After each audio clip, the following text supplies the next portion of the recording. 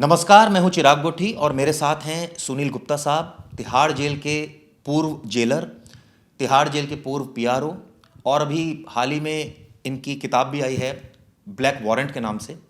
Sir हमारे साथ मौजूद हैं। पहले तो शुक्रिया सर आपका क्राइम तक से जुड़ने के लिए। थैंक यू, आपने बुलाया। Thank you. सुनील सर, आपकी लाइफ के बारे में पहले जानना चाहूँगा, कैसे तिहाड़ जेल के जेलर तक आपकी जर्नी रही? मतलब ऑब्वियसली उस समय तो लोग ये सोचते थे कि अच्छा तिहाड़ जेल जा रहे हो, तो मतलब कैसे ये रहा सब कुछ? देखिए क्या है, इससे पहले मैंने बीएससी एलएलबी किया हुआ था। तो इससे पहले मेरी रेलवे में जॉब लगी थी। रेलवे में मैंने करीब करीब आप लगाएं कि 16-17 महीने जो है मैंने काम किया वहाँ पे। उसके बाद जब मेरा सिलेक्शन, इसमें गवर्नमेंट ने सेलेक्ट किया मुझे जेल की जॉब के लिए, तो एक जैसे अट्रैक्शन होता है यूथ में कि आप पुलिस की वर्दी पहन रहे हैं। तो मेरे में भी बड़ा जोश था कि पुलिस की वर्दी पहनने का। तो मैंने इस जॉब को सिलेक्ट किया और जैसे मैंने वो किया तो मैं काफ़ी पतला लगता था, बहुत पतला लगता था।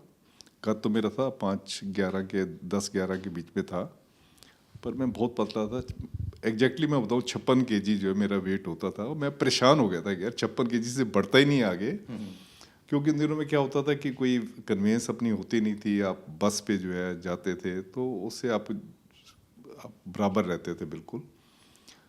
तो मैं जब शुरू में जब जेल की नौकरी में जब इन्होंने मेरा फिजिकल वो लिया, एंड्योरेंस टेस्ट लिया, तो इन्होंने कहा कि आपकी चेस्ट जो है 32.5 है, 32 होनी चाहिए मिनिमम। तो मैंने कहा देख लो, इतना इतना तो आपके सुप्रेंट के पास में पावर होती है। वो कहने का नहीं सुनील जी, जब हमें 34-35 वाले मिल रहे हैं, 36 वाले मिल रहे हैं, तो हम 32.5 को क्यों रखेंगे। मैंने ठीक है, आपकी मर्जी है, मैं नौकरी तो कर ही रहा था तब। तो फिर जैसे तैसे करके, जैसे डेस्टिनी में होता है, तो अल्टीमेटली इन्होंने मेरे को मेडिकल एग्जामिनेशन के लिए एलएनजेपी हॉस्पिटल भेजा। तो उनको पूरा लगा मेरा और उन्होंने मुझे मेडिकली फिट कर दिया। फिर मैंने ज्वाइन किया। तो मैं जब यहाँ ज्वाइन करने के लिए आया, तो उन दिनों में यहाँ पे हरियाणा, पंजाब, यूपी के ऑफिसर होते थे जेल को जो मैनेज कर रहे थे। जेल का अपना कैडर नहीं था, कहने का मतलब यही है, जेल का अपना कैडर नहीं था।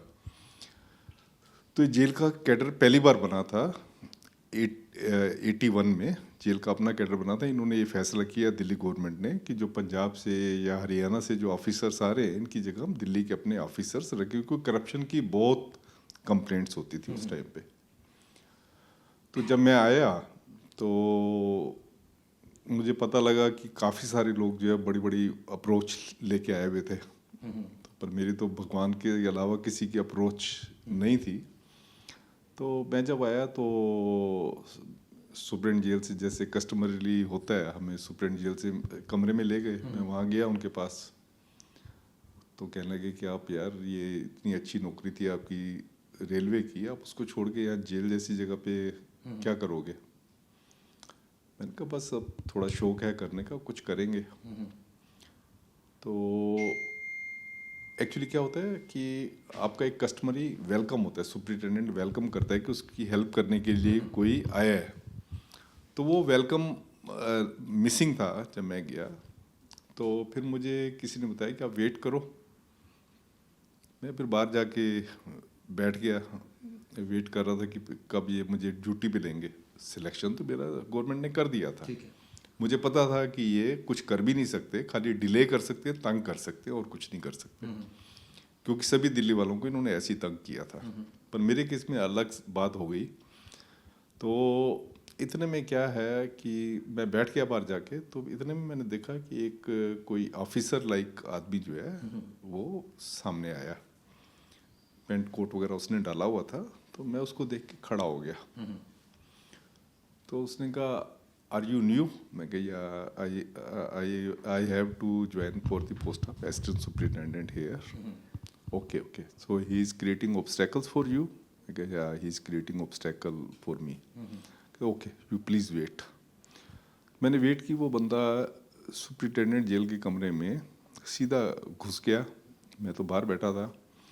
और थोड़ी देर में उसने मुझे एक जो ज्वाइनिंग लेटर है वो ला के दे दिया कि आपको जेल की स्ट्रेंथ के ऊपर लिया गया। तो मैं तब भी, मेरे को तो ये लग रहा था कि एक भगवान का भेजा वो फरिश्ता है जो आया है। और मैं उसको ये सोच रहा था कि ये शायद कोई सीनियर ऑफिसर है जेल का, जो कि जैसे इंस्पेक्शन वगैरह करके आते हैं, तो इंस्पेक्शन करके आया, इसने मुझे बाहर देखा बैठा हूँ तो मेरे से बात कर रहा है। तो उसके बाद मुझे 2-3 दिन के बाद पता लगा कि वो चार्ल्स शोभराज था। क्योंकि हम उन दिनों में ना इतना मीडिया वो नहीं होता था, अखबारों में फोटो वगैरह आती थी, तो आजकल तो मीडिया से हर एक चीज़ का पता लग जाता है। उन दिनों में इतना मीडिया ना होने की वजह से, तो फिर मुझे बाद में पता लगा चार्ल्स शोभराज है, जो कि एक फरिश्ता बन के मेरे लिए आया था। और मैंने ऐसे ज्वाइन किया जेल की नौकरी को।